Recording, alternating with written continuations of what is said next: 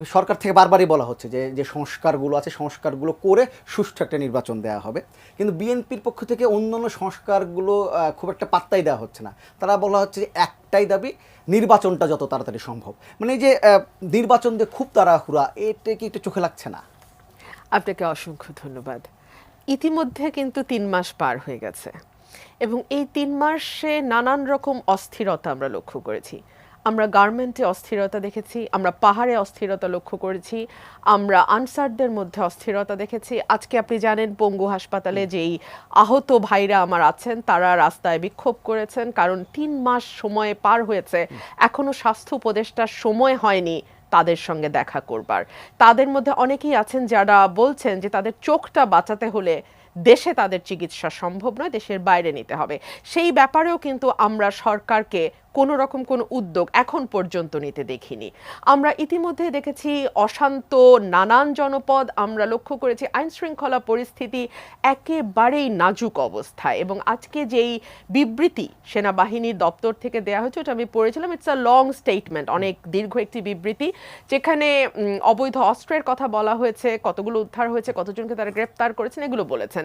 কিন্তু একই সঙ্গে তো আমরা আশা করেছিলাম যে এই অবৈধ অস্ত্রগুলো ব্যবহার করে যারা বাংলাদেশের মানুষের উপরে নৃশংস কায়দায় গুলি চালিয়েছে। মাঠের অলরাউন্ডার আমি, আর ঘরের all rounder Tylox. Tylox toilet cleaner, clean মানেই টাইলক্স। হেলিকপ্টার থেকে গুলি চালিয়েছে, যাদের নির্দেশে এই ঘটনাগুলো ঘটেছে, এতগুলো মানুষ প্রাণ হারিয়েছে, ৩০,০০০-এর ওপর আহত হয়েছে, তাদেরকে গ্রেপ্তার করা হবে, বিচারের আওতায় আনা হবে। আমরা কিন্তু তেমন সিগনিফিকেন্ট কাউকে দেখিনি। আইনমন্ত্রীকে করা হয়েছে, সালমান এফ রহমান যিনি মূলত ব্যবসা এবং অর্থনৈতিক কেলেঙ্কারির সঙ্গে যুক্ত, তাকে করা হয়েছে, কিন্তু এখনো আমরা স্বরাষ্ট্রমন্ত্রীকে আইনের আওতায় আনতে দেখিনি। আমরা দেখিনি এই রকম ঘটনাগুলোর সঙ্গে আইন শৃঙ্খলা রক্ষাকারী বাহিনীর যে ঊর্ধ্বতন কর্মকর্তারা আছেন এবং যারা আসলে আইন অনুযায়ী না, হাসিনার কথা অনুযায়ী তাদের প্রশাসনটা চালাতেন, তাদেরকেও কিন্তু বিচারের সম্মুখীন হতে দেখিনি। তাহলে আসলে ৯০ দিন ৩ মাসে আমরা কি পেলাম, এই প্রশ্নটা কি এখন উঠবে না? এবং রাজনৈতিক দলগুলো সে কারণেই বলেছে যে সংস্কার তো একটি ধারাবাহিক প্রক্রিয়া, সংস্কার একটি চলমান প্রক্রিয়া। যতদিন পর্যন্ত পৃথিবীর বুকে বাংলাদেশ থাকবে ততদিন পর্যন্ত কিছু না কিছু সংস্কার প্রতিদিনই হতেই থাকবে। সো এটা কমপ্লিট না করা পর্যন্ত নির্বাচন দেয়া যাবে না, এই কথাটিও কি একটু অযৌক্তিক কথা নয়? বিএনপি তো শুরু থেকেই যৌক্তিক সময় দেওয়ার জন্য প্রস্তুত, এবং বিএনপি সবসময় বলেছে যে নির্বাচনের জন্য যেই সংস্কারগুলো দরকার প্রথমে আপনারা সেই সংস্কারগুলো করুন। সেটাও তো অনেক দীর্ঘ সংস্কার, নির্বাচন কমিশন গঠন করতে হবে, নির্বাচনের জন্য ভোটার তালিকা হালনাগাদ করতে হবে, আপনারা যদি ডিলিমিটেশন করতে চান সেটা করতে হবে। সো এখানেও কিন্তু কাজ কম না, প্রশাসনের রদবদল করতে হবে, আইন শৃঙ্খলা রক্ষাকারী বাহিনীতে যারা আছেন তাদেরকে রদবদল, সো হিউজ টাস্ক।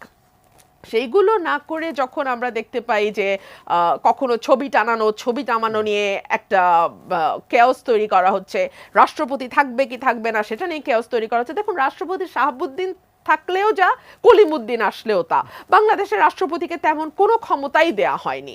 আর এখন যেটা যেই অবস্থা, তাতে কোনো রাষ্ট্রপতির সাহস হবে না জন আকাঙ্ক্ষার বাইরে গিয়ে ছবি টানানোর কথা বলছেন, ছবি টানানো নিয়ে বিএনপিও বিতর্কে পড়ে যাচ্ছে।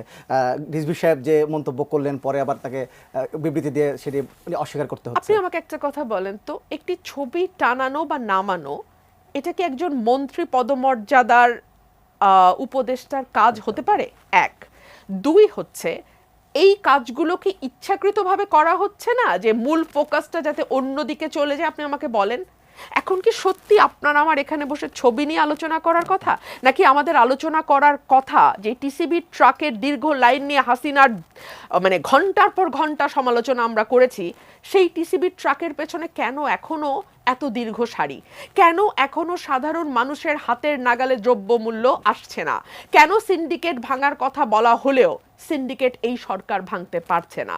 সিন্ডিকেট ভাঙাটা এভাবে করা যায় না। অলিগোপলির ক্ষেত্রে যা হয়, আরও নতুন ব্যবসায়ীকে আনতে হয়, প্রণোদনা দিয়ে আনেন, ট্যাক্স মৌকুফ করে আনেন, তাদেরকে সহজ শর্তে ঋণ দিয়ে আনেন, যেভাবেই আনেন, আপনাকে নতুন বিজনেসম্যান এখানে আনতে হবে।